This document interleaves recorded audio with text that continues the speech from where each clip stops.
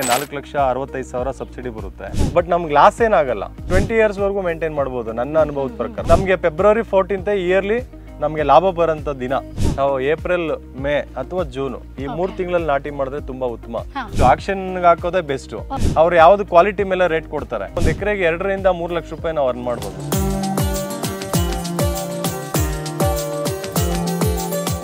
Hi hello ನಮಸ್ಕಾರ. So ಸ್ನೇಹಿತರೆ, ಯಾವುದೇ ಒಂದು ಬರ್ಡೇ ಸೆಲೆಬ್ರೇಷನ್ ಇರಲಿ, ಪ್ರೇಮಿಗಳ ದಿನಾಚರಣೆ ಇರಲಿ, ಮದುವೆ ಸಮಾರಂಭ ಇರಲಿ, ಸಖತ್ ಡಿಮಾಂಡ್ ಇರುವಂಥದ್ದು ಗುಲಾಬಿಗಳಿಗೆ. ಸೊ ಗುಲಾಬಿಗಳು ಇಲ್ಲ ಅಂತಂದರೆ ಯಾವುದೇ ಒಂದು ಕಾರ್ಯಕ್ರಮ ನಡೆಯೋದಿಲ್ಲ, ಆ ಕಾರ್ಯಕ್ರಮ ಕೂಡ ಚಂದ ಕಾಣೋದಿಲ್ಲ. ಸೊ ಗುಲಾಬಿ ಅಂತ ಬಂದಾಗಲೂ ಕೂಡ ಡಚ್ ರೋಸ್ಗೆ ಸಖತ್ ಡಿಮಾಂಡ್ ಇದೆ.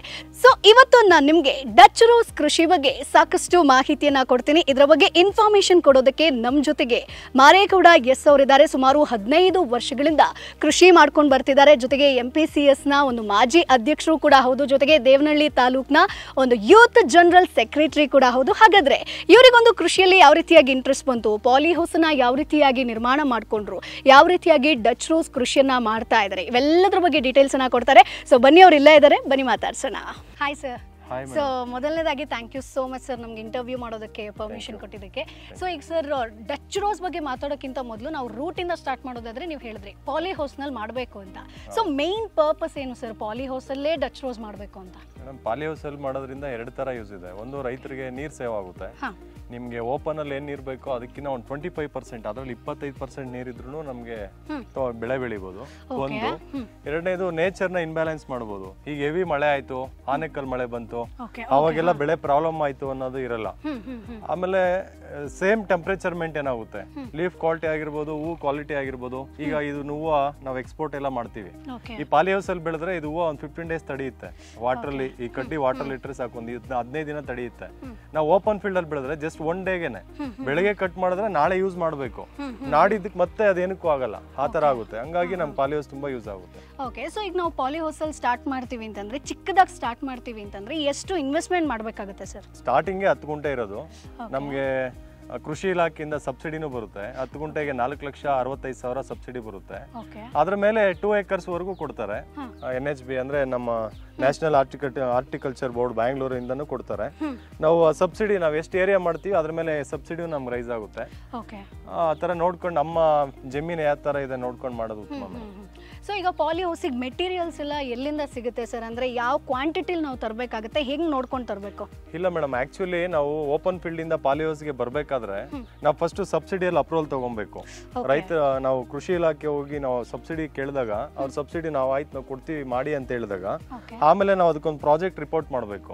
10 ಗುಂಟೆಗೆ ಎಷ್ಟು ಖರ್ಚು ಬರುತ್ತೆ, ಯಾವ ತರ ಲಾಭ ಬರುತ್ತೆ ಎಲ್ಲ ನಾವು ಒಂದು ಪ್ರಾಜೆಕ್ಟ್ ರಿಪೋರ್ಟ್ ಮಾಡಿ, ಇದರದೇ ಕಾಂಟ್ರಾಕ್ಟರ್ಸ್ ಇದ್ದಾರೆ, ನಾವು ಓನಾಗೂ ಮಾಡ್ಬೋದು.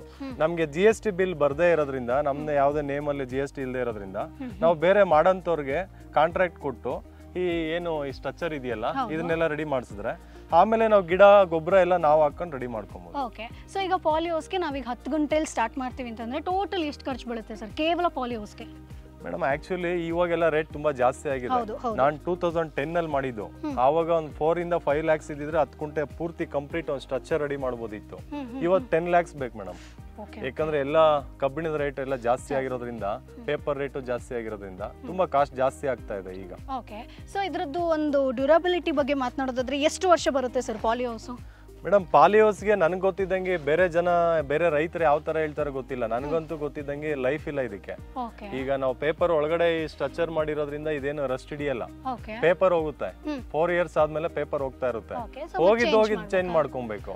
ಆಮೇಲೆ ಕೆಲವು ರೈತರು ಹೇಳೋದು ನನಗೂ ಹೇಳಿದ್ದಾರೆ, ನಾನು ಕೇಳಿದ್ದೀನಿ, ಭೂಮಿ ಒಂದು ಅಂಶನ್ ಕಳ್ಕೊಂಡ್ಬಿಡುತ್ತೆ, ಬೆಳೆ ಬೆಳೆಯಕ್ ಆಗಲ್ಲ ಅಂತ ಹೇಳ್ತಾರೆ. ನಾವು ಒಂದೇ ಕ್ರಾಪ್ ಹಾಕೋದಕ್ಕಿನ್ನ ಈ ಡೆಚ್ ಒಂದು 5 years. ಈಗ ನಾನು 2010 ಅಲ್ಲಿ ಇದು ಮಾಡಿರೋದು. ಈಗ 24 ಅಂದ್ರೆ 14 years ಇಂದ ನಾನು ಬೆಳೀತಿದ್ದೀನಿ. ಆವಾಗಿನ ಈಗ ಸ್ವಲ್ಪ ನಮ್ಗೇನ್ ಬರಂತ ಕ್ರಾಪ್ ಕ್ವಾಲಿಟಿ ಕಡಿಮೆ ಆಗಿರ್ಬೋದು, ಕ್ವಾಂಟಿಟಿ ಕಡಿಮೆ ಆಗಿರ್ಬೋದು, ಬಟ್ ನಮ್ಗೆ ಲಾಸ್ ಏನಾಗಲ್ಲ. ನಾವು ಎಲ್ಲಿವರೆಗೂ ಇದನ್ನ ಮಾಡಬೇಕು ಅಗ್ರಿಕಲ್ಚರ್ ಅನ್ಕೊಂತೀವಿ ಅಲ್ಲಿವರೆಗೂ ಒಂದು 20 years ವರೆಗೂ ಮೇಂಟೈನ್ ಮಾಡಬಹುದು ನನ್ನ ಅನುಭವದ ಪ್ರಕಾರ. ಓಕೆ ಸರ್, ಈಗ ನೀವು ಪಾಲಿ ಹೌಸ್ ಬಗ್ಗೆ ಮಾತನಾಡಿದ್ರಿ. ಓಕೆ, ನಾವೀಗ ಪಾಲಿ ಹೌಸ್ ಎಲ್ಲ ಸೆಟಪ್ ಮಾಡ್ಕೊಂಡ್ವಿ. ಇನ್ನು ಡಚ್ ರೋಸ್ ಕೃಷಿ ಸ್ಟಾರ್ಟ್ ಮಾಡಬೇಕು ಅಂತಂದ್ರೆ ಎಲ್ಲಿಂದ ಪ್ಲಾಂಟ್ ಗಳನ್ನ ತರಬೇಕು ಸರ್, ಹೆಂಗೆ ಅದು? ಮೇಡಮ್, ನಮ್ ಕಡೆ ಪ್ಲಾಂಟ್ ಕಡಿಮೆ ಮಾಡ್ತಾರೆ, ಹೊಸೂರು ಸೈಡ್ ಜಾಸ್ತಿ ಮಾಡ್ತಾರೆ. ಆನೆಕಲ್ಲು, ಹೊಸೂರು, ಸರ್ಜಾಪುರ ಆ ಕಡೆ ತುಂಬಾ ಪ್ಲಾಂಟ್ಸ್ ನರ್ಸರಿಗಳೇ ಇದೆ.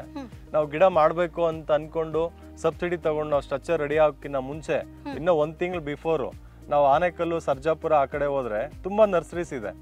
ಅಲ್ಲಿ ನಮ್ಗೆ 1 ತಿಂಗಳು ಮುಂಚೆನೆ ಪ್ಲಾಂಟ್ ಆರ್ಡರ್ ಮಾಡಬೇಕು. ನಮ್ಗೆ ಯಾವ ಕಲರ್ ಬೇಕು, ಯಾವ ವೆರೈಟಿ ಬೇಕು. ಡೆಚ್ ಅಲ್ಲಿ ಒಂದು 10 ಕಲರ್ಸ್ ಇದೆ. ಆ 10 ಕಲರ್ಸ್ ಅಲ್ಲಿ ಯಾವ್ದು ನಮ್ಗೆ ಮೂವ್ಮೆಂಟ್ ಇದೆ ಅದನ್ನ ನಾವು ಆರ್ಡರ್ ಮಾಡಿದ್ರೆ, ನಾವು ಆರ್ಡರ್ ಮಾಡಿ 1 ಮಂತ್ಗೆ ಅವ್ರು ಸುಸಿ ಕೊಡ್ತಾರೆ. ಆಮೇಲೆ ನಾವು ತಗೊಂಬಂದು ನಾಟಿ ಮಾಡಬೇಕು. ಸೊ ಈಗ ಸಸಿಗೆ ಎಷ್ಟಿದೆ ಸರ್ ಒಂದು ಸಸಿಗೆ? ಮೇಡಮ್ ಈಗ 10 ರೂಪೀಸ್ ಇದೆ. ಓಕೆ ಸರ್, ಅಂಡ್ ನಾವು ಅಲ್ಲಿ ಕ್ವಾಲಿಟಿನೂ ನೋಡ್ಬೇಕಾಗುತ್ತೆ. ಸೊ ಅಂದ್ರೆ ಈಗ ತಳಿ ಅಂತ ತಗೊಂಡ್ರು ಕೂಡ ಸೊ ಸ್ವಲ್ಪ ಕ್ವಾಲಿಟಿ ನೋಡ್ಕೊಂಡು ತಗೋಬೇಕು ಅಂತ ಹೇಳ್ತಾರೆ. ಸೊ ರೈತರು ಮೇನ್ ಆಗಿ ಈಗ ಡಚ್ ರೋಸ್ ಕೃಷಿ ಮಾಡ್ತಾರೆ, ಓಕೆ ನರ್ಸರಿಗೆ ಹೋಗ್ತಾರೆ ಅಂದ್ರೆ ಏನೊಂದಷ್ಟು ಗಮನದಲ್ಲಿ ಇಟ್ಕೋಬೇಕು ಸರ್? ಏನು ಅಬ್ಸರ್ವ್ ಮಾಡಬೇಕು? ರೈತರು ಯಾವುದೇ ಬಿಸ್ನೆಸ್ ಮ್ಯಾನ್ ಆಗಿರ್ಬೋದು, ರೈತರಾಗಿರ್ಬೋದು, ಅನುಭವ ಅನ್ನೋದು ತುಂಬಾ ಮುಖ್ಯ. ಈಗ ನಾವೇ ಮಾಡಿ ಅದನ್ನ ಲಾಸ್ ಮಾಡ್ಕೊಳ್ಳೋದಕ್ಕಿಂತ ಯಾರಾದ್ರೂ ಈಗ ನನಗಿನ್ನ ಸೀನಿಯರ್ಸ್ ಯಾರಾದ್ರೂ ರೈತರು ಆಲ್ರೆಡಿ ಬೆಳೆದಿರೋ ಅಂತರ ಹೋಗಿ ಯಾವ ನರ್ಸರಿಯಲ್ಲಿ ಚೆನ್ನಾಗಿ ಸಸಿ ಕೊಡ್ತಾರೆ, ಯಾವ ಕ್ವಾಲಿಟಿ ಹಾಕಿದ್ರೆ ಸರಿ, ಯಾವ ನಾವು ವೆರೈಟೀಸ್ ಹಾಕಿದ್ರೆ ಏನ್ ರೇಟ್ ಸಿಗುತ್ತೆ, ಈ ತರ ಅನುಭವ ಇರೋರ್ನ ಮಾಹಿತಿ ತಿಳ್ಕೊಂಡು ಆಮೇಲೆ ಮಾಡೋದ್ರಿಂದ ನಮ್ಗೆ ಉತ್ತಮ ಇದು ಸಿಗ್ತದೆ. ಇಲ್ಲಾಂದ್ರೆ ನಾವೇ ಪ್ರಯತ್ನ ಪಟ್ಟು ಅದ್ರಲ್ಲಿ ಫೇಲ್ಯೂರ್ ಆಗಿ ಬೇಡ ಅನ್ಕೊಳ್ಳೋದಕ್ಕಿಂತ ಒಬ್ಬ ಅನುಭವ ಇರೋರ್ ಮಾರ್ಗದರ್ಶನ ತಗೊಳ್ಳೋದು ಒಳ್ಳೇದು ಅಂತ ನನ್ನ ಅನಿಸಿಕೆ. ಸೊ ಈಗ 10 ಗುಂಟೆಗೆ ನಾವು ಎಷ್ಟು ಸಸಿಗಳನ್ನ ತರಬೇಕಾಗುತ್ತೆ ಸರ್ ಒಂದು ಅಂದಾಜು? ಮೇಡಮ್ 10 ಗುಂಟೆಗೆ ನಾವು ಡೆಚ್ ನ ವೆರೈಟಿ ತಗೊಳ್ಳೋದಾದ್ರೆ 8,000 ರಿಂದ 10,000 ಬೀಳುತ್ತೆ. 8,000 ಮ್ಯಾಕ್ಸಿಮಮ್ ನಾವು ನಾಟಿ ಮಾಡ್ಬೇಕಾಗುತ್ತೆ.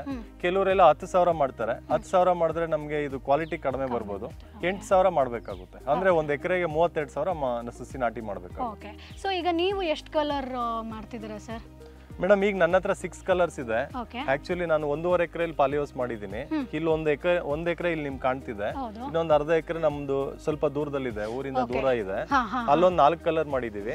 ಇಲ್ಲೊಂದು 2 ಕಲರ್, ಟೋಟಲ್ 6 ಕಲರ್ಸ್ ಮಾಡಿದೀವಿ. ಓಕೆ, ಸೊ ಫಾಸ್ಟ್ ಮೂವಿಂಗ್ ಯಾವ್ದು ಕಲರ್ ಸರ್ ಈಗ? ಮೇಡಮ್ ರೆಡ್ ಇಸ್ ಗೋಲ್ಡ್ ಇದೆ. ಎಲ್ಲಾ ಕಡೆನೂ ರೆಡ್ ತುಂಬಾ ಹೋಗೋದು. ಈಗ ನನ್ಗೆ ಹೈದರಾಬಾದ್ ಮಾರ್ಕೆಟ್ ತುಂಬಾ ಹತ್ರ ಇದೆ. ಅಲ್ಲಿ ತುಂಬಾ ರೆಡ್ ಕೇಳ್ತಾರೆ. ವ್ಯಾಲೆಂಟೈನ್ ರೆಡ್ ಪ್ರತಿಯೊಬ್ರು ಇಷ್ಟಪಡೋದು ರೆಡ್. ಫಸ್ಟ್ ಆಫ್ ಆಲ್ ನಾನು ರೆಡ್ಡೇ ಜಾಸ್ತಿ ಮಾಡಿದೀನಿ, ಬೇರೆ ಸ್ವಲ್ಪ ಮಾಡಿದೀನಿ. ಸೊ ಯಾವ time sir highest market and highest sale ಆಗೋ ಟೈಮ್? ಮೇಡಮ್ ಪ್ರೇಮಿಗಳ ದಿನಾಚರಣೆ ಫೆಬ್ರವರಿ 14 ದಿನಾನೇ ನಮ್ಗೆ 100% ಒಳ್ಳೆ ರೇಟ್ ಸಿಗೋದು. 15 ಡೇಸ್ 1 ಮಂತ್ ಸ್ಟಾಕ್ ಮಾಡಿ ದೊಡ್ಡ ಗ್ರೋಯರ್ಸ್ ಇದಾರೆ. ನಾನು 1.5 ಎಕರೆ ಅಂದ್ರೆ ನಾನು ಸಣ್ಣ ರೈತ. 10 ಎಕರೆ 20 ಎಕರೆ ಮಾಡಿರೋಂಥವ್ರು ಇದಾರೆ, 30 ಎಕರೆ ಮಾಡಿರೋಂಥವ್ರು ಇದಾರೆ. ಅವರೆಲ್ಲ ತುಂಬಾ ಲಾರ್ಜ್ ಸ್ಕೇಲ್ ಅಲ್ಲಿ ಮಾಡ್ಕೊಂತಾರೆ. ನಮ್ಗೆ ಫೆಬ್ರವರಿ 14 ಇಯರ್ಲಿ ನಮ್ಗೆ ಲಾಭ ಬರೋಂತ ದಿನ. ಆ ಒಂದು 15 ದಿನದಲ್ಲಿ ನಾವು ಒಳ್ಳೆ ಅಮೌಂಟ್ ಅನ್ನ ಅರ್ನ್ ಮಾಡಬಹುದು. ಸೊ ಫೆಬ್ರವರಿ ಫಸ್ಟ್ ವೀಕ್ ಇಂದಾನೆ ಶುರುವಾಗುತ್ತೆ, ಒಂದಾದ್ಮೇಲೆ ಒಂದು ದಿನ ಶುರುವಾಗುತ್ತೆ, ಅದು ಇದು ದಿನ ಅಂತ. ಸೊ ಕಂಪ್ಲೀಟ್ ಆಗಿ ಆ rose complete February rose day ಅಂತಾನೆ ಹೇಳ್ಬೋದು. ಖಂಡಿತ ಮೇಡಮ್. ಓಕೆ, ಪಾಲಿ ಹೌಸ್ ಆಯ್ತು ಗಿಡಗಳನ್ನೆಲ್ಲ ತಂದ್ವಿ ಅಂತಂದ್ಮೇಲೆ ಇನ್ನು ನಾಟಿ ಕ್ರಮ ಅಂತ ಇದ್ದೇ ಇರುತ್ತೆ ಸರ್. ಅಂದ್ರೆ ಈಗ ಇಂದಿಷ್ಟು ಸಾಲನ್ನ ನಾವು ಮೇಂಟೈನ್ ಮಾಡಬೇಕು, ಅಂತರ ಇಷ್ಟಿರ್ಬೇಕು, ಆಮೇಲೆ ಇಷ್ಟು ಉಳುಮೆ ಮಾಡಬೇಕು, ಇಷ್ಟು ಗೊಬ್ಬರ ಹಾಕಬೇಕು ಅನ್ನೋ ಡೀಟೇಲ್ಸ್ ಅನ್ನ ಕೊಡೋದಾದ್ರೆ ಸರ್? ಮೇಡಮ್ ರೋಸ್ಗೆ ಅಂತ ಮಾಡೋದಾದ್ರೆ ಬೇರೆ ಕ್ರಾಪ್ಸ್ ಬೇರೆ ತರ ಇದ್ರು. ಡೆಚ್ ಬಗ್ಗೆ ನಾನು ಮಾಹಿತಿ ಕೊಡೋದಾದ್ರೆ, ಡೆಚ್ಗೆ ನಾವು 1 ಎಕರೆಗೆ ಕನಿಷ್ಠ ಒಂದು 30 ಟ್ರ್ಯಾಕ್ಟರ್ ಲೋಡು ಗೊಬ್ಬರ ಹಾಕ್ಬೇಕು. ಖಾಲಿ ಭೂಮಿಗೆ ಚೆನ್ನಾಗಿ ಉಳುಮೆ ಮಾಡಬೇಕು. ಮತ್ತೆ ಹಿಂಡಿಗಳು ಅಂತೀವಿ, ಏನು ಹೊಂಗೆ ಹಿಂಡಿ, ಬೇವಿನ ಹಿಂಡಿ ಅಂತೀವಿ, ಅದ್ ಸ್ವಲ್ಪ ಹಾಕ್ಬೇಕು. ಮತ್ತೆ DAP ಸ್ವಲ್ಪ ಸೂಪರ್ ಎಲ್ಲ ಆ ಭೂಮಿಗೆ. ನಮ್ಗೆ ಆ ಫಲವತ್ತತೆ ತುಂಬಾ ಬೆಳೆ ಬೆಳೆದಿರಂತ ಭೂಮಿಗಳಿಂದ ಬೆಳೆ ಬೆಳೆದಿರಂತ ಭೂಮಿ ಆದ್ರೆ ಸ್ವಲ್ಪ ಕಡಿಮೆ ಹಾಕಿದ್ರು ಪರವಾಗಿಲ್ಲ. ಹೊಸ ಭೂಮಿ ಆದ್ರೆ ಸ್ವಲ್ಪ ಹೆಚ್ಚಿಗೆ ಕೊಡ್ಬೇಕಾಗುತ್ತೆ. ಕೊಟ್ಟು 4 ಅಡಿ ಒಂದು ಬೆಡ್ ನ ಅಂತರ ಮಾಡ್ಕೊಂಡು 3 ಅಡಿ ಹೈಟ್ ಮಾಡ್ಬೇಕು. ಅಂದ್ರೆ ಹೈಟ್ ಅಂದ್ರೆ 1 ಅಡಿ ಹೈಟ್ ಮಾಡ್ಬೇಕು, 3 ಅಡಿ ಅಗಲ ಇರ್ಬೇಕು. 2 ಸಾಲ. ಮೇಡಮ್ ನಾವು ಯಾವಾಗ್ಲಾದ್ರೂ ನೀರ್ ಜಾಸ್ತಿ ಕೊಟ್ಟಾಗ ಆ ಡೀಪ್ ಇರೋದ್ರಿಂದ ಆ ತೇವಾಂಶನ ಡೀಪ್ ಹೊರಟೋಗುತ್ತೆ. ಯಾವುದೇ ಕಾರಣಕ್ಕೂ ಗಿಡಕ್ಕೆ ತೊಂದರೆ ಆಗಲ್ಲ. ಒಂದು. ಎರಡನೇದು ನಮ್ ಕೆಲಸ ಮಾಡೋದಕ್ಕೆ ಈಸಿ ಆಗಿರುತ್ತೆ, ಸಾಲ್ ತರ ಕಾಣುತ್ತೆ. ಈಗ ನಾವೆಲ್ಲ ಭೂಮಿ ಒಂದೇ ಲೆವೆಲ್ ಇದ್ರೆ ಓಡಾಡಕ್ಕೆಲ್ಲ ಕಾಲಕ್ಕೆ ತಗಲ್ತಾ ಇರುತ್ತೆ. ಇದು ನಮ್ಗೆ ಅಟ್ಲೀಸ್ಟ್ 1 ಅಡಿ ಗ್ಯಾಪ್ ಇರೋದ್ರಿಂದ ಈಸಿಯಾಗಿ ಓಡಾಡ್ಬೋದು. ಸೊ ಒಮ್ಮೆ ನಾಟಿ ಮಾಡಿದ್ಮೇಲೆ ನೆಕ್ಸ್ಟ್ ಮೇಂಟೆನೆನ್ಸ್ ಹೆಂಗಿರುತ್ತೆ ಸರ್? ಹೆಂಗ್ ನಾವು ನೋಡ್ಕೋಬೇಕು ಈಗ ಒಂದು ಇಳುವರಿ ಬರೋ ಟೈಮ್ ಬರೋ ತನಕ? ಮೇಡಮ್ ನಾಟಿ ಮಾಡಿದ್ಮೇಲೆ ನಮ್ಗೆ 3 ತಿಂಗಳವರೆಗೂ ಹೂವು ತಗೊಳಕ್ ಆಗಲ್ಲ. ಗಿಡನ ಹೆಲ್ತಿಯಾಗಿ ಅದನ್ನ ಬೆಳೆಸೋದೇ ನಮ್ಗೆ ಇರುತ್ತೆ. ನಾಟಿ ಮಾಡಿದ್ಮೇಲೆ 15 ಡೇಸ್ ಆದ್ಮೇಲೆ ಅದ್ರ ಮತ್ತೆ ಚಿಗುರು ಸ್ಟಾರ್ಟ್ ಆಗುತ್ತೆ. ಯಾಕಂದ್ರೆ ನಾಟಿ ಮಾಡಿ ನಾವು ಕವರ್ ಮಾಡಿರ್ತಾರೆ, ಆ ಕವರ್ನೆಲ್ಲ ತೆಗೆದು ನಾಟಿ ಮಾಡಿದ್ಮೇಲೆ ಒಂದು 15 ದಿನಕ್ಕೆ ನಮ್ಗೆ ಅದು ಚಿಗುರು ಬರುತ್ತೆ. ಅಂದ್ರೆ ಡೆವಲಪ್ಮೆಂಟ್ ಸ್ಟಾರ್ಟ್ ಆಗುತ್ತೆ. ಆವಾಗಿಂದ ಹೂವು ತಗೊಂಬಾರ್ದು, ರೆಸ್ಟ್ ಬಿಡ್ಬೇಕು. ರೆಸ್ಟ್ ಬಿಟ್ಟು ಗಿಡನ ಒಂದು 3 ತಿಂಗಳು ಬೆಳೆಸಿ, ಅದು ಯಾವ ರೀತಿ ಬೆಳವಣಿಗೆ ಆಗುತ್ತೆ ಆ ರೀತಿ ಬೆಳೆಸಿ 3 ತಿಂಗಳು ಆದ್ಮೇಲೆ ಹೂವು ತಗೊಂಡ್ರೆ ಒಂದು ಹೆಲ್ತಿ ಇರುತ್ತೆ. ಒಂದು 6 ಇಯರ್ಸ್ 7 ಇಯರ್ಸ್ ಆ ಗಿಡ ಹೆಲ್ತಿನೆಸ್ ಬರುತ್ತೆ. ಓಕೆ ಸರ್, ನಾನು ಕಂಪ್ಲೀಟ್ ಫಾರ್ಮ್ ನೋಡಿದೆ. ಒಂದಷ್ಟು ಹೂಗಳಿಗೆ ನೀವು ಅದೇ ಕವರಿಂಗ್ ಮಾಡಿದೀರಾ, ಮೇನ್ ರೀಸನ್ ಏನು ಸರ್? ಮೇಡಮ್ ಕವರಿಂಗ್ ಮಾಡೋದು ಈಗ ಇದು ಹೂವು ನ್ಯಾಚುರಲ್ ಬಂದಿದೆ ಅಂತ ಇದು ನಿಂಗೆ ಬಿಟ್ರೆ ಇದು ಒಂದು 3-4 ಡೇಸ್ ಓಪನ್ ಆಗ್ಬಿಡುತ್ತೆ. ನಾವು ಕವರಿಂಗ್ ಮಾಡಿದ್ರೆ ಇನ್ನೊಂದು 3 ಡೇಸ್ ಎಕ್ಸ್ಟೆಂಡ್ ಮಾಡಬಹುದು. ಮತ್ತು ಹೂವು ಬಡ್ ಶೇಪ್ ಬರುತ್ತೆ. ನಮ್ಗೆ ಶೇಪ್ ಬರೋದ್ರಿಂದ ಮಾರ್ಕೆಟ್ ಅಲ್ಲಿ ರೇಟ್ ಚೆನ್ನಾಗಿ ಬರುತ್ತೆ. ಈಗ ಓಪನ್ ಅಂದ್ರೆ ಈ ತರ ಇರುತ್ತೆ, ಶೇಪ್ ಬಂದಾಗ ಅದು ವಿ ಶೇಪ್ ಬಂದಾಗ ಅದಕ್ಕೆ ನಮ್ ಮಾರ್ಕೆಟ್ ಅಲ್ಲಿ ರೇಟ್ ಚೆನ್ನಾಗಿ ಬರುತ್ತೆ. ಸೊ ಎಷ್ಟು ದಿನ ಕವರಿಂಗ್ ಇಡಬೇಕಾಗುತ್ತೆ ಸರ್? ಮೇಡಮ್ ನಾವು ಈ ಸ್ಟೇಜ್ ಅಲ್ಲಿ ಹಾಕ್ತಿವಿ ಅಂದ್ರೆ ಒಂದು ಬಟಾಣಿ ಸ್ಟೇಜ್ ಅಂತೀವಿ. ಇದು ಇನ್ನು ಓಪನ್ ಆಗಕ್ ಮುಂಚೆ ನಾವು ತೋಟದಲ್ಲಿ ಎಲ್ಲಾ ಗಿಡಕ್ಕೂ ಹಾಕ್ತಿವಿ. ಅದನ್ನ ನಾವು ಒಂದು ವೀಕ್ ಅದು ಕಟಿಂಗ್ ಬರುತ್ತೆ. ಆಮೇಲೆ ನಾವು AC ಅಲ್ಲಿ ಇಡೋದಾದ್ರೆ ಕೋಲ್ಡ್ ರೂಮ್ ಅಲ್ಲಿ ಇದೆ, ನಮ್ದು ಕೋಲ್ಡ್ ರೂಮ್ ಇದೆ, ಕೋಲ್ಡ್ ರೂಮ್ ಅಲ್ಲಿ ಇಡೋದಾದ್ರೆ ಆಮೇಲೆ ಒಂದು ವಾರ ಆ ತರನೇ ಇಟ್ರು ಅದು ಓಪನ್ ಆಗಲ್ಲ. ಓಕೆ ಸರ್, ಈಗ ನೀವು ಹೇಳಿದ್ರಿ ಮಾರ್ಕೆಟಿಗೆ ಸಖತ್ ಟೈಮ್ ಇರೋದು, ಆ ಟೈಮ್ ಅಂತ ಬಂದಾಗ ಫೆಬ್ರವರಿ 14 ಅಂತ ಅಂದ್ರಿ. ಸೊ ನಾಟಿ ಮಾಡೋದಕ್ಕೆ ಬೆಸ್ಟ್ ಟೈಮ್ ಯಾವಾಗ ಸರ್? ಯಾಕಂತಂದ್ರೆ ಈಗ ನಿಮ್ಗೆ ಫೆಬ್ರವರಿ ಆ ಒಂದು ಮಂತ್ ಅಲ್ಲಿ ನಿಮ್ಗೆ ಪ್ರಾಫಿಟ್ ಬರಬೇಕು ಅಂತಂದ್ರೆ ನಾವ್ ಯಾವಾಗ ನಾಟಿ ಮಾಡ್ಬೇಕು, ಅದ್ರದ್ದು ಟೈಮಿಂಗ್ಸ್ ಹೆಂಗೆ? ಟೋಟಲ್ ಸೀಸನ್ ಅಲ್ಲಿ ನಾವು ಏಪ್ರಿಲ್, ಮೇ ಅಥವಾ ಜೂನ್ ಈ 3 ತಿಂಗಳಲ್ಲಿ ನಾಟಿ ಮಾಡಿದ್ರೆ ತುಂಬಾ ಉತ್ತಮ. ನಮ್ ಟೋಟಲಿ ರೈತರಿಗೆ ಯಾವುದೇ ಬೆಳೆ ಇಡಬೇಕಾದ್ರೂ ಬೆಳೆ ಇಡೋ ಕಾಲ ಭರಣಿ ಮಳೆ ದಾಟದ್ಮೇಲೆ ಬೆಳೆ ಇಡೋ ಕಾಲ ಅಂತೀವಿ. ಆತರ ನಮ್ಗೆ ಈ ಟೆಂಪರೇಚರ್ ಎಲ್ಲ ಕೂಲ್ ಆದ್ಮೇಲೆ ಮಳೆ ವಾತಾವರಣ ಆದ್ಮೇಲೆ ಏಪ್ರಿಲ್, ಮೇ, ಜೂನ್ ಈ 3 ತಿಂಗಳಲ್ಲಿ ಯಾವಾಗ ನಾಟಿ ಮಾಡಿದ್ರು ತುಂಬಾ ಚೆನ್ನಾಗಿ ಗಿಡ ಹೆಲ್ತಿಯಾಗಿ ಬೆಳೆಯುತ್ತೆ. ಓಕೆ, ಸೊ ಎಷ್ಟು ಟೈಮ್ ಸರ್ ಇಳುವರಿ ಬರೋದಕ್ಕೆ? ಎಷ್ಟು ಟೈಮ್ ತಗೊಳುತ್ತೆ? ಎಷ್ಟು ಮಂತ್ ಬೇಕು? 3 ಮಂತ್ಸ್ ಬೇಕು ಮೇಡಮ್. 3 ಮಂತ್ಸ್ ಬೇಕು. ಸೊ ಒನ್ಸ್ ಈಗ ಇಳುವರಿ ಬಂದ್ಮೇಲೆ ನೆಕ್ಸ್ಟ್ ಅದ್ರಲ್ಲೇ ಕಟಾವ್ ಮಾಡಬಹುದಾ ಸರ್? ಎಷ್ಟು ಟೈಮ್ ನಾವು ಒಂದು ಗಿಡದಲ್ಲಿ ಕಟಾವ್ ಮಾಡಬಹುದು? ಮೇಡಮ್ ಈಗ ನಮ್ಗೆ 3 ತಿಂಗಳು ಆದ್ಮೇಲೆ ಹೂವು ಬರಕ್ ಸ್ಟಾರ್ಟ್ ಆದಾಗ ಇವಾಗ ಇದು ಒಂದ್ ಕಡ್ಡಿ, ಇದರಲ್ಲಿ ಈಗ 40 ದಿನ ಗಿಡ 3 ತಿಂಗಳು ಆಗಿದೆ ಹೂಣಿ ಕಟಿಂಗ್ ತಗೊಂಡಿದೀವಿ ಅಂದ್ರೆ ಇಲ್ಲಿ ಹೂವು ಇರುತ್ತೆ. ಕಟಿಂಗ್ ಮಾಡ್ಕೊಂಡಾಗ ಮತ್ತೆ 40 ದಿನಕ್ಕೆ ಮತ್ತೆ ಸೇಮ್ ಅದೇ ಬರುತ್ತೆ. ಸೇಮ್ ಅಂದ್ರೆ ರಿಪೀಟ್ ಆಗ್ತಾನೆ ಇರುತ್ತೆ. ಎಷ್ಟು ಟೈಮ್ ರಿಪೀಟ್ ಆಗುತ್ತೆ ಮೇಡಮ್? ಈ ತರ ಇದಕ್ಕೆ ಲೈಫ್ ಇಲ್ಲ. ನಾವು ಹೆಲ್ತಿಯಾಗಿ ನೋಡ್ಕೊಂಡ್ರೆ, ಅದನ್ನೇನು ರೋಗ ಬರ್ದಿರ ನೋಡ್ಕೊಂಡ್ರೆ ಮಿನಿಮಮ್ ನನ್ಗೆ ಗೊತ್ತಿದಂಗೆ 7 ಇಯರ್ಸ್ 7 ವರ್ಷ ನಾವು ಅದನ್ನ ಮಾಡ್ಬೋದು. Okay, super. ಹಾಗಾದ್ರೆ ನಾವು ಒಂದಷ್ಟು ವರ್ಷ ಅಂತ ಈಗ ಡಚ್ ರೋಸ್ ಮೇಲೆ ನಂಬಿಕೆ ಇಡಬಹುದು. ಖಂಡಿತವಾಗ್ಲೂ ಮಾಡ್ಬೋದು. ಓಕೆ ಸರ್, ಇದಕ್ಕೆ ಏನಾದ್ರೂ ರೋಗ ಆ ತರದ್ ಏನಾದ್ರೂ ಬರುತ್ತೆ ಸರ್? ಬರುತ್ತೆ ಮೇಡಮ್, ಬೆಳೆ ಅಂದ್ಮೇಲೆ ರೋಗ ಬಂದೇ ಬರುತ್ತೆ. ಈಗ ಚಳಿಗಾಲದಲ್ಲಿ ಬೂದಿ ಬರುತ್ತೆ, ಪೌಲ್ಟ್ರಿ ಅಂತೀವಿ. ಆ ಪೌಲ್ಟ್ರಿಗೆ ನಾವು ಕೆಲವಾರು ಔಷಧಿಗಳಿದೆ, ಹೆಚ್ಚಿಗೆ ನಿಮ್ರಾಡ್ ಯೂಸ್ ಮಾಡ್ತೀವಿ. ಮತ್ತೆ ಬೇಸಿಗೆಯಲ್ಲಿ ಟ್ರಿಪ್ಸ್ ಮೈಟ್ಸ್ ಜಾಸ್ತಿ ಇರುತ್ತೆ. ಈಗೆಲ್ಲ ಸಿನ್ಸೆಂಟಾ ಕಂಪ್ನಿದು ಸ್ಪ್ರೇಗಳು ಮಾಡ್ಕೊಂತೀವಿ. ಮತ್ತೆ ನಾವೇನ್ ಬಯೋ ಯೂಸ್ ಮಾಡಲ್ಲ, ನೋಡ್ಕೊಂಡು ಒಂದು 1 ವೀಕ್ ಒಂದ್ಸರಿ ಸ್ಪ್ರೇ ಮಾಡೇ ಮಾಡ್ತೀವಿ. ಸೊ ನೀರಿನ ವ್ಯವಸ್ಥೆಗೆ ಹೆಂಗ್ ಸರ್? ಎಷ್ಟು ನೀರ್ ಬೇಕು ಡಚ್ ರೋಸ್ಗೆ? ಮೇಡಮ್ ಡಚ್ ರೋಸ್ಗೆ 1 ಎಕರೆಗೆ ದಿನ ಒಂದು 4 ಟ್ಯಾಂಕರ್ ಅಂದ್ರೆ ಒಂದು 16-17 ಸಾವಿರ ಲೀಟರ್ ನೀರಿದ್ರೆ ಈಸಿಯಾಗಿ ಮೇಂಟೈನ್ ಮಾಡಬಹುದು. ಓಪನ್ ಫೀಲ್ಡ್ ಆದ್ರೆ ಅದ್ರ ನಮ್ಮ 4ರಷ್ಟು ಬೇಕಾಗುತ್ತೆ. ಯಾಕಂದ್ರೆ ಓಪನ್ ಬಿಸಿಗೆ ಒಣಗುತ್ತೆ ಭೂಮಿ, ಇದ್ರಲ್ಲಿ ಬಿಸಿಗೆ ಏನು ಒಣಗಲ್ಲ, ಏನು ಡ್ರೈ ಆಗುತ್ತೆ. ಮತ್ತೆ ಡಚ್ ರೋಸ್ ಮಾಡ್ತೀವಿ ಅಂದ್ರೆ ಸ್ವಲ್ಪ ನೀರು ಕಮ್ಮಿ ಆಗುತ್ತೆ. ನೀವು ಪಾಲಿಹೌಸ್ ಅಲ್ಲಿ ಯಾವುದೇ ಬೆಳೆ ಬೆಳೀರಿ ನೀರ್ ಕಡಿಮೆ ಬೇಕು. ನೀರ್ ಕಡಿಮೆ ಇರೋಂತವ್ರು, ನಮ್ಗೆ ಭೂಮಿ ಕಡಿಮೆ ಇರೋಂತವ್ರು ಪಾಲಿಹೌಸ್ ಮಾಡಿದ್ರೆ ತುಂಬಾ ಲಾಭ ಪಡ್ಕೊಬಹುದು. ಓಕೆ, ಸೊ ಟೋಟಲ್ ಈಗ ಎಷ್ಟು ಸಸಿ ಇರಬಹುದು ಸರ್ ನಿಮ್ಮ ಲೆಕ್ಕ, ಒಂದು ಅಂದಾಜ್ ಪ್ರಕಾರ? ಮೇಡಮ್ ನನ್ನ ಹತ್ರ ಈಗ 32, ಒಂದು 16, 44 ಸಾವಿರ ಇದೆ ಮೇಡಮ್. ಓಕೆ, ಸೊ 44 ಸಾವಿರಕ್ಕೆ ಎಷ್ಟು ಖರ್ಚು ಬಿತ್ತು ಸರ್? ಯಾಕಂದ್ರೆ ಈಗ ನಾವು ಇನ್ವೆಸ್ಟ್ಮೆಂಟ್ ಮತ್ತೆ ಪ್ರಾಫಿಟ್ ಮಾರ್ಕೆಟಿಂಗ್ ಬಗ್ಗೆ ಮಾತಾಡೋದಾದ್ರೆ, ಸೊ ರೈತರು ಮೇನ್ ಇನ್ವೆಸ್ಟ್ಮೆಂಟ್ ಕೇಳ್ತಾರೆ. ಯಾಕಂತಂದ್ರೆ ಈಗ ಪಾಲಿಹೌಸ್ಗೆ ನೀವು ಹೇಳಿದ್ರಿ ಅಷ್ಟು ಖರ್ಚು ಬೀಳುತ್ತೆ ಅಂತ. ಸೊ ಇನ್ವೆಸ್ಟ್ಮೆಂಟ್ ಎಷ್ಟು ಬೇಕಾಗುತ್ತೆ ಸರ್ ಈಗ ನೀವು? ಮೇಡಮ್ 1.5 ಎಕರೆ ಈಗಲೇ ಅಂದ್ರೆ ಈಗ ನಾನು ಹೊಸದಾ ಮಾಡ್ತೀನಿ ಅಂದ್ರೆ ಮಿನಿಮಮ್ 50 lakhs ಬೇಕು. 50 lakhs ಬೇಕು ಅಂದ್ರೆ ಈ ಸಸಿಗಳಿಗೆ ಅಂತ? ಅಂದ್ರೆ ನಾನು ಯಾರ್ಯಾರು ದೊಡ್ಡ ರೈತರೇನೋ ಒಂದೇ ಸರಿ ಮಾಡ್ಬೋದು. ಸಣ್ಣ ರೈತ 10 ಕುಂಟೆ, ಅರ್ಧ ಎಕರೆ, ಆಮೇಲೆ 1 ಎಕರೆ ಅಂದ್ರೆ ನಮ್ಗೆ ಅನುಭವನೂ ಆಗುತ್ತೆ. ನಮ್ಗೆ ಅದ್ರಲ್ಲಿ ಲಾಭ ಬರಕ್ಕೂ ಸ್ಟಾರ್ಟ್ ಆಗುತ್ತೆ. ಆ ಲಾಭನೇ ಮತ್ತೆ ಇನ್ವೆಸ್ಟ್ಮೆಂಟ್ ಮಾಡ್ಕೊಂಡು ದೊಡ್ಡದ್ ಮಾಡ್ಕೊಳ್ಳೋದು ಉತ್ತಮ ಅಂತ ನನ್ನ ಸಲಹೆ. ಓಕೆ ಸರ್, ಇನ್ನು ಮಾರ್ಕೆಟಿಂಗ್ ಬಗ್ಗೆ ಮಾತನಾಡೋದಾದ್ರೆ ನೀವು ಹೆಂಗೆ ಈಗ ಒಂದ್ ಹೇಳಿದ್ರಿ ನೀವು ಕಂಪ್ಲೀಟ್ ಆಗಿ AC ರೂಮಲ್ಲಿ ನೀವು ಸ್ಟೋರ್ ಮಾಡ್ತೀರಾ ಅಂತ. ಸೊ ಹೆಂಗೆ ಸರ್ ಮಾರ್ಕೆಟ್ ಎಲ್ಲೆಲ್ಲಿ ಸೇಲ್ ಮಾಡ್ತೀರಾ? ಅಂಡ್ ನೀವು ಫಾರಿನ್ ಎಕ್ಸ್ಪೋರ್ಟ್ ಕೂಡ ಮಾಡ್ತೀರಾ ಅಂತ ಕೇಳ್ಪಟ್ಟೆ. ಸೊ ಹೆಂಗೆ ಮಾರ್ಕೆಟಿಂಗ್ ಇದೆ? ಮೇಡಮ್ ಮುಂಚೆ ನನಗೂ 2010 ಅಲ್ಲಿ ನಾನು ಪಾಲಿಹೌಸ್ ಸ್ಟಾರ್ಟ್ ಮಾಡಿದ್ದು. ಅದಕ್ಕಿಂತ ಹಿಂದೆ ನಾನು ಅಗ್ರಿಕಲ್ಚರ್ ಬಗ್ಗೆ ಏನು ನನಗೂ ಗೊತ್ತಿರ್ಲಿಲ್ಲ. ನಮ್ ತಂದೆ ಒಂದು 2 ಹಸು ಮಾಡ್ಕೊಂಡು ಜೀವನ ಮಾಡ್ತಾ ಇದ್ರು. ನಾನು PUC ಆದ್ಮೇಲೆ ಒಂದು ಮೊಬೈಲ್ ಶಾಪ್ ಮಾಡಿದ್ದೆ, ಮೊಬೈಲ್ ಮೆಕ್ಯಾನಿಕ್. ಆಮೇಲೆ ಇಲ್ಲ ಅಗ್ರಿಕಲ್ಚರ್ ಮಾಡ್ಬೇಕು ಅಂತ ನನಗೂ ಆಸೆ ಬಂತು. ಒಂದು ಸ್ಟಾರ್ಟಿಂಗ್ ಒಂದು 10 ಕುಂಟೆಗೆ ನಾನು ತೋಟಗಾರಿಕೆ ಇಲಾಖೆ ಒಂದು ಸಬ್ಸಿಡಿ ಕೇಳಿದಾಗ ಕೊಡ್ತೀವಿ ಅಂತಂದ್ರು. ಆಯ್ತು ಅಂತ 10 ಕುಂಟೆ ಸ್ಟಾರ್ಟ್ ಮಾಡಿದೆ. ಅವಾಗ ನನ್ನ ಮಾರ್ಕೆಟಿಂಗ್ ಬಗ್ಗೆನೂ ಐಡಿಯಾ ಇರ್ಲಿಲ್ಲ. ನಮ್ ದೇವನಹಳ್ಳಿ ತಾಲೂಕಲ್ಲಿ ನಾನು 2ನೇವನೋ 3ನೇವನೋ ಪಾಲಿಹೌಸ್ ಮಾಡಿದಾಗ ಆದ್ರೆ ಡೆಚ್ ಯಾರು ಮಾಡಿರ್ಲಿಲ್ಲ. ನಾನು ಬೆಂಗಳೂರು ನಮ್ಮ SP ರೋಡ್ ಅಲ್ಲಿ ಮಾರ್ಕೆಟಿಂಗ್ ಮಾಡ್ತಿದ್ದೆ. ಡೈಲಿ ಬೆಳಿಗ್ಗೆ ಅಲ್ಲಿ ತಗೊಂಡೋಗಿ ಅಲ್ಲಿ ಮಾರ್ಕೆಟಿಂಗ್ ಮಾಡ್ತಿದ್ದೆ. ಆಮೇಲೆ 10 ಕುಂಟೆ ಇರೋದು ಅರ್ಧ ಎಕರೆ ಮಾಡ್ಕೊಂಡೆ. ಆಮೇಲೆ 1 ಎಕರೆ ಮಾಡ್ಕೊಂಡೆ. 1 ಎಕರೆ ಮಾಡಿದಾಗ ನನಗೆ ಬಯರ್ ಸಿಕ್ಕಿದ್ರು, ಅಂದ್ರೆ ಹೈದ್ರಾಬಾದ್ ಅವ್ರು ಸಿಕ್ಕಿದ್ರು, ಹೂವು ನನಗೆ ಕೊಡಿ ಅಂತ. ನಾನು ಹೈದ್ರಾಬಾದ್ ಕೊಡಕ್ ಸ್ಟಾರ್ಟ್ ಮಾಡಿದೆ. ಆಮೇಲೆ ನಮ್ಗೆ ಏನು ಹೆಬ್ಬಾಳ ನಮ್ಗೆ ಫಲಪ್ ಇದಿದೆ, ನಮ್ದು ಆಕ್ಷನ್ ಮಾರ್ಕೆಟ್ ಇದೆ, ಹೆಬ್ಬಾಳ ಫ್ಲವರ್ ಆಕ್ಷನ್ ಮಾರ್ಕೆಟ್ ಇದೆ. ಸರ್ ಈಗ ಏನ್ ನೇಮ್ ಅಲ್ಲಿ ಇದೆ ಅದು? ಮೇಡಮ್ ಇಂಟರ್ನ್ಯಾಷನಲ್ ಫ್ಲವರ್ ಮಾರ್ಕೆಟ್ ಅಂತ ಮಾಡಿದ್ದಾರೆ. ಅದು ಸರ್ಕಾರದ ಒಂದು ಅಧೀನದಲ್ಲೇ ಮಾಡಿದ್ದಾರೆ. ನಾವು ಪರ್ಸನಲ್ ಬೇರೆ ಕಡೆ ಈಗ ಹೈದ್ರಾಬಾದ್ ಅದೆಲ್ಲ ಕೊಡೋದು ನಾವು ಡೈರೆಕ್ಟ್ ಯಾರಾದ್ರೂ ಮಾರಂತವ್ರಿಗೆ ಬೊಕ್ಕೆ ಅಂಗಡಿಯವ್ರಿಗೆ ಕೊಡ್ತೀವಿ. ಬೇಡ ನಮ್ಗೆ ಆಕ್ಷನ್ ಮಾರ್ಕೆಟ್ ಅಲ್ಲಿ ನಮ್ದು ಕ್ವಾಲಿಟಿ ಏನಿದ್ರೆ ಕ್ವಾಂಟಿಟಿ ಮೇಲೆ ನಮ್ಗೆ ರೇಟ್ ಬರ್ಲಿ ಅನ್ನಂಗಿದ್ರೆ ನಾವು ಇಂಟರ್ನ್ಯಾಷನಲ್ ಫ್ಲವರ್ ಮಾರ್ಕೆಟ್ಗೆ ಹೆಬ್ಬಾಳದಲ್ಲಿ ಮೇಡಮ್ ಇದೇ ಬೆಸ್ಟ್. ಆಕ್ಷನ್ ಹಾಕೋದೇ ಬೆಸ್ಟ್. ಯಾಕಂದ್ರೆ ಅಲ್ಲಿ ಒಂದು 50 ಮೆಂಬರ್ಸ್ ಬಯರ್ಸ್ ಇರ್ತಾರೆ, ನಮ್ದೆಲ್ಲ ಹೂವು ಅಲ್ಲಿ ಡಿಸ್ಪ್ಲೇಗೆ ಇಡ್ತಾರೆ, ಅವ್ರು ಯಾವ್ದು ಕ್ವಾಲಿಟಿ ಮೇಲೆ ರೇಟ್ ಕೊಡ್ತಾರೆ. ನಾವು ಬೊಕ್ಕೆ ಅಂಗಡಿಗೆ ಹಾಕಿದಾಗ ಅದ್ರ ಇಂತಿಷ್ಟು ರೇಟ್ ಒಂದು ಫಿಕ್ಸ್ ಮಾಡ್ತಾರೆ. ಏನೀಗ ತರಕಾರಿ ಮಾರ್ತೀವಿ ಅದೇ ರೀತಿ ಅದಿರುತ್ತೆ. ಬಟ್ ನಮ್ಮ ಕ್ವಾಲಿಟಿಗೆ ತಕ್ಕಂಗೆ ರೇಟ್ ಬರ್ಬೇಕು ಅಂದ್ರೆ ನಾವು ಫ್ಲವರ್ ಇಂಟರ್ನ್ಯಾಷನಲ್ ಫ್ಲವರ್ ಮಾರ್ಕೆಟ್ ಹಾಕೋದೇ ಬೆಸ್ಟ್. ನಾನು ಅಲ್ಲಿ ಮೆಂಬರ್ಶಿಪ್ ಇದೆ ನಂದು, ನಾನು ಡೈಲಿ ಕಳಿಸ್ತೀನಿ ಮೇಡಮ್ ಅಲ್ಲಿ. ಓಕೆ ಸರ್, ಇನ್ನು ಪ್ರಾಫಿಟ್ ಬಗ್ಗೆ ಮಾತನಾಡೋದಾದ್ರೆ ಈ ಡಚ್ ರೋಸ್ ಇಂದ ನಾವು ಎಷ್ಟು ಪ್ರಾಫಿಟ್ ನ ಎಕ್ಸ್ಪೆಕ್ಟ್ ಮಾಡಬಹುದು ಅಂಡ್ ನಿಮ್ಮ ಒಂದು ಎಕ್ಸ್ಪೀರಿಯನ್ಸ್ ಪ್ರಕಾರ ಎಷ್ಟು ಪ್ರಾಫಿಟ್ ಬಂದಿದೆ? ಮೇಡಮ್ ರೈತರಿಗೆ ಒಂದೇ ಒಂದು ಸಮಸ್ಯೆ ಏನು ಅಂದ್ರೆ ಲಾಭನ ಹೇಳ್ಕೊಳಕ್ ಆಗಲ್ಲ. ಯಾಕಂದ್ರೆ ಲಾಭ ಇಷ್ಟೇ ಬರ್ತದೆ ಅಂತ ಒಂದೊಂದ್ ತಿಂಗಳು ಒಂದೊಂದ್ ತರ ವೇರಿ ಇರುತ್ತೆ. ಈಗ ನಮ್ಗೆ 12 ತಿಂಗಳು ತಗೊಳ್ಳೋದಾದ್ರೆ 12 ತಿಂಗಳಲ್ಲಿ ನಮ್ಗೆ 4 ತಿಂಗಳು ಏನು ಪ್ರಾಫಿಟ್ ಬರಲ್ಲ. ಒಂದು ಆಷಾಢ, ಪಿತೃಪಕ್ಷ, ಮತ್ತೆ ಈಗ ಮದ್ವೆ ಇಲ್ಲ. ಈಗ ಮಾರ್ಚ್ ಅಲ್ಲಿ ಮದ್ವೆ ಸೀಸನ್ ಅಲ್ಲ, ಹೀಗೆಲ್ಲ ಮುಂದೆ ಅವರ ಮತ್ತೆ ಈ ತರ ಬಂಡದೆ ಅವರ ಈ ತರ ನಾನ್ ವೆಜ್ ಸೀಸನ್ ಈಗ ಮದ್ವೆ ಕಡಿಮೆ ಇದೆ.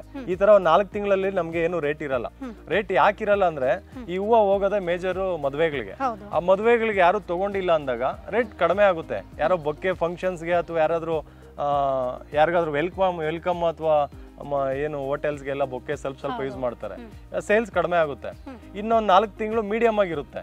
ಇನ್ನೊಂದು 4 ತಿಂಗಳು 12 ತಿಂಗಳಲ್ಲಿ 4 ತಿಂಗಳು ಹೈಯೆಸ್ಟ್ ರೇಟ್ ಇರುತ್ತೆ.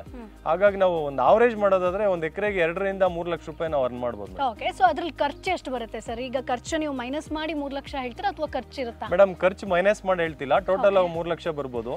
ಅದ್ರಲ್ಲಿ ನಾವೆಲ್ಲ labour cost, fertilisers, medicines, marketing ಮಾಡೋದಕ್ಕೆ ನಾವು ತಗೊಳ್ಳೋಗೋದು, ಟ್ರಾನ್ಸ್ಪೋರ್ಟಿಂಗ್ ಎಲ್ಲ ಒಂದ್ ಎಕರೆಗೆ 1 ಲಕ್ಷ ರೂಪಾಯಿ ಖರ್ಚು ಬರ್ಬೋದು. 1-2 ಲಕ್ಷ ನಾವು ಉಳಿಸಬಹುದು ಮೇಡಮ್. ಓಕೆ ಸರ್, ಅಂಡ್ ನೀವು ಈಗ ಕಂಪ್ಲೀಟ್ ಡೀಟೇಲ್ಸ್ ಅನ್ನ ಕೊಟ್ರಿ, ಬಟ್ ನಾನು ಈ AC ರೂಮ್ ಬಗ್ಗೆ ಕೂಡ ಮಾತಾಡಬೇಕು. ಸೊ ಅದಕ್ಕೆ ಎಷ್ಟು ಖರ್ಚು ಮಾಡ್ಕೊಂಡ್ರಿ ಸರ್? ಹೆಂಗ್ ಅದು ಮೇಂಟೆನೆನ್ಸ್ ಹೆಂಗಿರುತ್ತೆ ಮೇಡಮ್? AC ರೂಮ್ ಮಾಡೋದ್ರಿಂದ ನಾವೀಗ ತೋಟದಿಂದ ತಂದಂತ ಹೂವು ಡೈರೆಕ್ಟ್ ನಾವು ಈ ಟೆಂಪರೇಚರ್ ಅಲ್ಲಿ ಇಟ್ರೆ 1 ಡೇಗೆ ಅದು ಐಸ್ ಅಂದ್ರೆ ಬೇಗ ಓಪನ್ ಆಗ್ಬಿಡುತ್ತೆ. ನಾವು ಅದೇ ನಾನೊಂದು 10x10 AC ಮಾಡ್ಕೊಂಡಿದೀನಿ. ನಮ್ಗೆ ಅದಕ್ಕೆ ಒಂದು 3 ಲಕ್ಷ ಖರ್ಚು ಬಂತು. ಅದ್ರಲ್ಲಿ ನಾವು ಹೂವು ತಗೊಂಡೋಗಿ ಇಡೋದ್ರಿಂದ ಈ ಮಾರ್ಕೆಟ್ ವೇರಿ ಆದಾಗ 1 ವಾರ ಡಿಫರೆನ್ಸ್ ರೇಟ್ ಬರುತ್ತೆ, ನಮ್ಗೆ ಇನ್ನೂ ಹೈ ಆಗುತ್ತೆ ಅಂದಾಗ 1 ವಾರ ಅಥವಾ 2 ಡೇಸ್ 3 ಡೇಸ್ ಅದ್ರಲ್ಲಿ ನಾವು ಸ್ಟೋರ್ ಮಾಡ್ಕೊಂಡು ಹೂವು ತಗೊಳೋದ್ರಿಂದ ರೇಟುನು ನಮ್ಗೆ ರೀಸನಬಲ್ ಸಿಗುತ್ತೆ. ಮತ್ತೆ ಹೂವು ಕ್ವಾಲಿಟಿ ಇರುತ್ತೆ. ಈಗ ನಾವು AC ಅಲ್ಲಿ ಇಟ್ಟಾಗ ಈ ಪೆಟಲ್ಸ್ಗೆಲ್ಲ ಮತ್ತೆ ಒಂದು ಆ ನೀರಿನಂಶ, ತೇವದಂಶ, ಆ ಕೂಲೆಂಟ್ಗೆ ಸ್ವಲ್ಪ ಸ್ಟ್ರೆಂತ್ ಬರುತ್ತೆ. ನಾವು ಹೂವು ಮಾರ್ಕೆಟಿಂಗ್ ಮಾಡಿದಾಗ ಬೇರೆ ನಮ್ಮ ಹತ್ರ ತಗೊಂಡಿರೋಂಥವ್ರು ಬಯರ್ಸ್ ಹೂವು ಅವ್ರು ಏನಾದ್ರು 1-2 ದಿನ ಮಡ್ಗೋಂಗಿದ್ರು ಅವ್ರ ಹತ್ರ ಇರುತ್ತೆ, ಬೇಗ ಬಾಡೋಗ. ಇನ್ ಕೇಸ್ ಮಾರ್ಕೆಟ್ ಆಗಿಲ್ಲ ಅಂದ್ರೆ ನಾವು ಮತ್ತೆ ರಿಟರ್ನ್ ಒಂದಷ್ಟು ದಿನ ಸ್ಟೋರ್ ಖಂಡಿತವಾಗ್ಲೂ ಇಡಬಹುದು ಮೇಡಮ್. ಓಕೆ, ಸೊ ಸರ್ ನಿಮ್ ಫ್ಯೂಚರ್ ಪ್ಲಾನ್ ಏನು ಸರ್? ಈಗ ಡಚ್ ರೋಸ್ ಅಲ್ಲಿ ನೀವು ಆಲ್ರೆಡಿ ಒಂದು ಸಕ್ಸಸ್ ಆಗಿದ್ದೀರಾ, ನೆಕ್ಸ್ಟ್ ಒಂದು ಫ್ಯೂಚರ್ ಪ್ಲಾನ್ ಅಂತ ಇದ್ದೇ ಇರುತ್ತೆ. ಖಂಡಿತ ಮೇಡಮ್. ಈ ಫೀಲ್ಡ್ ಬಂದ್ಕೊಂಡೆ ನನ್ನ ಜೀವನನ ಸಮಾಜ ಸೇವೆ ಮಾಡಬೇಕು ಅಂತ ಹೊರಟಿದ್ದೀನಿ. ಈಗ ಆಲ್ರೆಡಿ ನಮ್ಮ ಬ್ರದರ್ ರವಿ ಅವರು ಅಂತ ಅವ್ರು ನನ್ಗೊಂದು ಆಲ್ ಇಂಡಿಯಾ ಏರಿಯಲ್ಲಿ ಅವಕಾಶ ಮಾಡಿಕೊಟ್ರು. 2 ಸರಿ ಅಧ್ಯಕ್ಷರಾಗಿ ಒಂದು ಬಿಲ್ಡಿಂಗ್ ಕಟ್ಟಿ ಈಗ ಬೇರೆಯವರಿಗೆ ಅಧ್ಯಕ್ಷರನ್ನ ನಾನು ಬಿಟ್ಕೊಟ್ಟಿದ್ದೀನಿ. ನೆಕ್ಸ್ಟ್ ಮುಂಬರಂತ ದಿನಗಳಲ್ಲಿ ಈ ಅಮರಳ್ಳಿ ಗ್ರಾಮದಲ್ಲಿ ಒಂದು 900 ಜನ ಇದೀವಿ, ಅಂದ್ರೆ 900 ಹೋಟ್ ಇದೆ. ಇಲ್ಲಿ ಈಗ ಒಂದು 3 ಜನ ಮೆಂಬರ್ಸ್ ಇದಾರೆ. ನೆಕ್ಸ್ಟ್ ಬರಂತ ದಿನಗಳಲ್ಲಿ ಜನ ಅವಕಾಶ ಮಾಡಿಕೊಟ್ಟಿದ್ದೆ ಆದ್ರೆ ಈಗ ನಾನು 8 ವರ್ಷದಿಂದ ನನ್ನ ಸಂಪಾದನೆ ಏನ ಮಾಡ್ತಿದ್ದೀನಿ ಅದ್ರಲ್ಲಿ ಒಂದು 20% ನಾನು ಜನಗಳಿಗೋಸ್ಕರನೇ ಯಾವುದೇ ಆಸ್ಪತ್ರೆ, ಸ್ಟೇಷನ್, ಇನ್ನೊಂದು ಮತ್ತೊಂದು ಅವ್ರಿಗೆ ಏನಾದ್ರು ಕಷ್ಟ ಸುಖ ಅಂತ ನಾವು ಸ್ಪಂದಿಸ್ತಾ ಇದ್ದೀವಿ. ಮುಂದೆ ಇದನ್ನು ಅಗ್ರಿಕಲ್ಚರ್ ವ್ಯವಸಾಯನೂ ಮಾಡ್ಕೊಂಡು ಅವ್ರ ಜೊತೆ ಅವ್ರ ಕಷ್ಟ ಸುಖಗಳಲ್ಲಿ ಭಾಗಿಯಾಗಿ ಅವರಲ್ಲಿ ನನಗೆ ಒಂದು ಸ್ಪರ್ಧೆ ಮಾಡೋಂಥ ಅವಕಾಶ ಸಿಕ್ಕಿ ಅವ್ರೇನಾದ್ರು ನನಗೆ ಅವಕಾಶ ಮಾಡಿಕೊಟ್ಟಿದ್ದೆ ಆದ್ರೆ ಮುಂದೆ ಬರೋಂಥ ದಿನಗಳಲ್ಲಿ ಒಬ್ಬ ಸದಸ್ಯನಾಗಬೇಕು ಅಂತ ಆಸೆ ಪಡ್ತೀನಿ. Okay, super sir. ನೀವು ಕೃಷಿ ಜೊತೆಗೆ ಒಂದಷ್ಟು ಜನರಿಗೆ ಸಮಾಜ ಸೇವೆ ಮಾಡಬೇಕು ಅಂತ ಕೂಡ ಅನ್ಕೊಂಡಿದ್ದೀರಾ. ಸೊ ನಿಮ್ಮೆಲ್ಲ ಕನಸು ಸಕ್ಸಸ್ ಆಗಲಿ ಅಂತ ಕೇಳ್ಕೊತೀವಿ ಸರ್. ಸೊ ಡಚ್ ರೋಸ್ ಬಗ್ಗೆ ಡಿಟೇಲ್ ಆಗಿ ಇನ್ಫಾರ್ಮೇಶನ್ ಕೊಟ್ರಿ. ಸೊ ಅದರಲ್ಲಿ ನೀವು ಸಕ್ಸಸ್ ಆಗಿದ್ದೀರಾ ಅನ್ನೋದಕ್ಕೆ ಈ ಒಂದು ವಿಡಿಯೋನೇ ಸಾಕ್ಷಿ. ಬಿಕಾಸ್ ಯಾರು ರೈತ ಸಕ್ಸಸ್ ಆಗಿದ್ದಾರೋ ಅವರೇ ಒಂದಷ್ಟು ಇನ್ಫಾರ್ಮೇಶನ್ ಕೊಡೋದಕ್ಕೆ ಸಾಧ್ಯ. ಸೊ ಇನ್ನೊಂದಷ್ಟು ಜನರಿಗೆ ಈಗ ಸ್ಫೂರ್ತಿ ಸಿಕ್ಕಿದೆ. ಸೊ ಅವರು ಕೂಡ ಈ ಡಚ್ ರೋಸ್ ಕೃಷಿಯನ್ನ ಮಾಡ್ಬೋದು ಅನ್ನೋದನ್ನ ಹೇಳ್ಕೊಟ್ಟಿದ್ದೀರಾ. So thank you so much sir. Thank you. So ನೋಡಿದ್ರಲ್ವಾ ಸ್ನೇಹಿತರೆ, ಮಾರೇಗೌಡ ಅವರು ನಿಮಗೆ ಕಂಪ್ಲೀಟ್ ಆಗಿ ಡಚ್ ರೋಸ್ ಕೃಷಿಯನ್ನ ಯಾವ ರೀತಿಯಾಗಿ ಮಾಡಬೇಕು ಅನ್ನೋ ಇನ್ಫಾರ್ಮೇಶನ್ ಅನ್ನ ಕೊಟ್ಟಿದ್ದಾರೆ.